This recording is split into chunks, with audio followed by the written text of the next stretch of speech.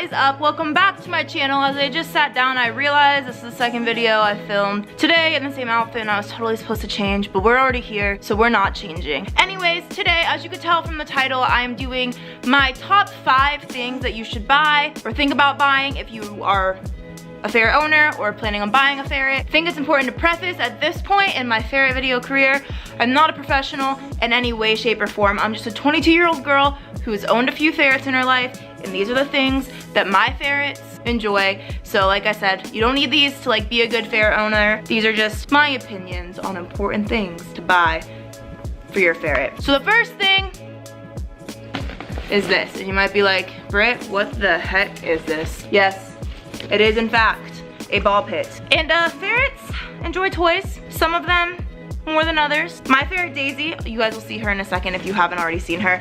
She isn't a big fan of toys. She's a big fan of running around and just chasing us and digging in things. So that's why the ball pit is one of her favorites, pretty much one of the only toys she'll associate with, because she can go in it and feel like she's digging around because it comes with all the balls in it. She enjoys to flip it over and then chase the balls. It took her a little bit to warm up to this toy, but this is honestly probably like one of the only toys she actually will play with. I got this at PetSmart, I want to say, for maybe $12. It's not terrible, and it's fun for her. It's fun to play with her in this. And yeah, just toys, because they're just like any other animal. They like to play with things. So, number 1, toys. My ferret likes ball pits. I don't know. The next thing is so important. I feel like one of like the most important things, but again, my opinion. Nail clippers.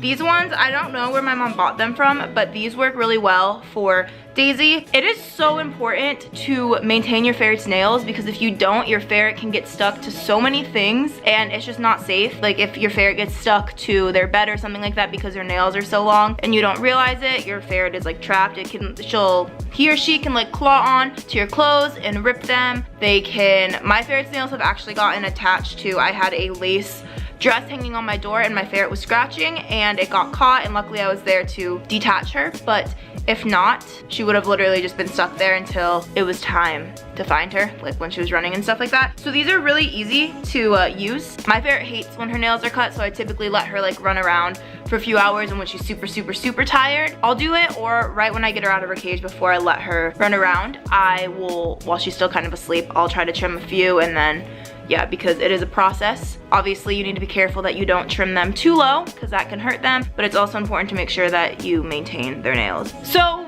another thing I'm not gonna show you, because I actually don't have the proper shampoo. I've learned that from a few of my videos. The shampoo that I used to use for my ferret had tea tree oil in it, and apparently that's drying for their skin.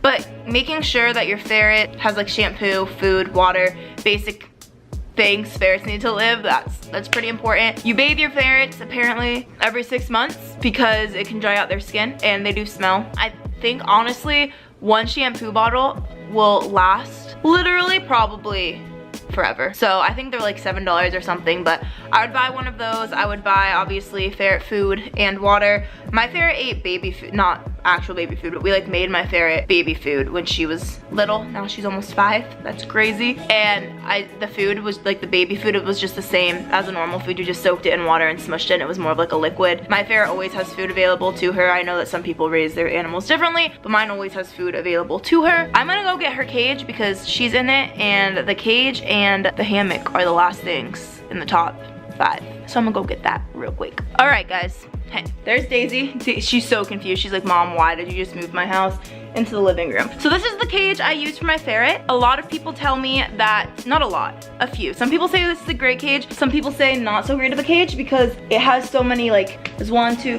it's 4 levels, and 3 of the 4 levels aren't like full. It's never been a problem with my ferret. I bought this as a ferret cage. Like, it was literally one of the most expensive cages at the store, and it was branded for a ferret. She likes it. Their argument though, which does make sense, is that because the levels are like so tiny that the ferrets can fall off of them. My ferret isn't ever like crazy when she's in her cage. She enjoys climbing up it sometimes, but she's never like running around psychotically in it where it would be dangerous. I don't think, I've had her for 5 years and she's never fallen off of it. Have you, Days? Come here. Come on, say hi. This is Daisy, if you guys haven't seen her before. Let's see, she might climb up her house for you guys. Do you wanna climb? Yeah, see, she loves climbing it. Not so much coming down, but. So obviously a cage is important for your ferrets because that's where they live. I feel like some people just let their ferrets run around all the time, which is completely fine if they do, but I have dogs and a doggy door, and my dog and her, not gonna really try to let them be friends because I don't trust my dog. Oh, someone literally in my comment section, I feel like I always have to explain myself in these videos. I don't know how people can do like the whole animal YouTube thing full time.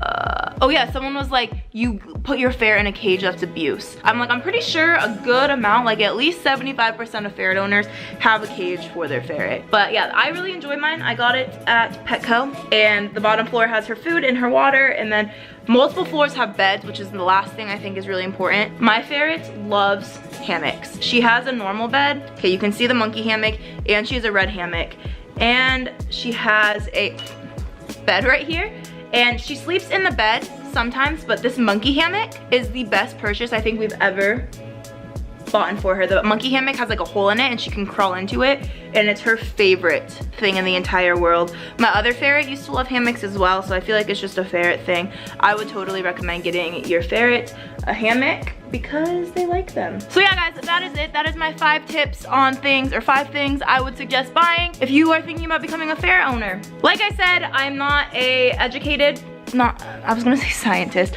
I am just a ferret owner. This is things that my ferrets in the past have liked. It's just opinions, and kind of like if we were talking one-on-one, like what I would tell you to get, what my ferret live. This is just stuff that my ferret really enjoys, and what we use and do with her on a day-to-day basis. So hope you guys enjoyed. I have a huge list of ferret videos down below if you want to see the rest of those. And me and Daisy will see you super soon.